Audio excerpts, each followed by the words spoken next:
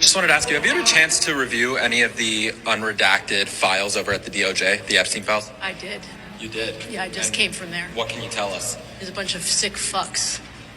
And I mean, anything more that we don't know? I feel like that's pretty well established. I know. I think the part that is just so disgusting is that so many people knew. This is Dropsite News correspondent interviewing Becca Balint, a Democrat from Vermont, and I appreciate her response, quite frankly, because it is a bunch of sick fucks, and they knew about it, and they've been hiding it. But I want you to hear this next part, because he asked her what all she saw. She said she only had a limited amount of time, so she went looking for something very specific, and I want to talk about that. One was related to whether or not Trump, had ever kicked Epstein out of Mar-a-Lago, as he claimed. What'd you find? It's not true. It's a lie. It's a lie. How many times over the last few years I've had to listen to some MAGA chud say, he kicked him out of Mar-a-Lago. He knew about Epstein. He was the first person to kick him out.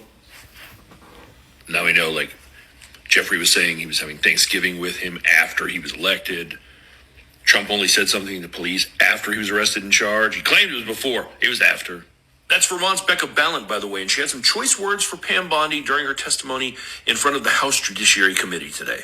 Was the president aware of Secretary Lutnick's ties to Epstein when he chose him to lead the Department of Commerce?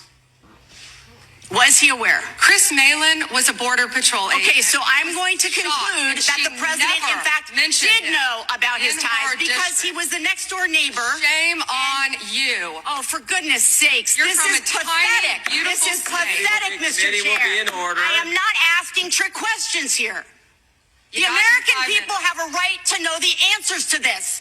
These are senior officials in the Trump administration. This is not a game, Secretary. I'm Attorney General. My apologies, I couldn't tell. They all know what's going on. They're all helping to hide it. Pam Bondi is right at the top of that list. Remember when Pam Bondi told you that there were no files? Well, first she said that the Epstein client list was sitting on her desk and she was going to have it to you real quick the next week. And then there were no files. And now every time she's asked about the files, she wants to tell you how fucking great the Dow Jones Industrial is doing.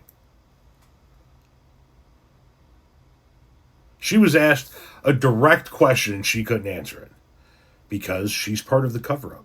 They're all part of the cover-up. They all know. They're all in on it.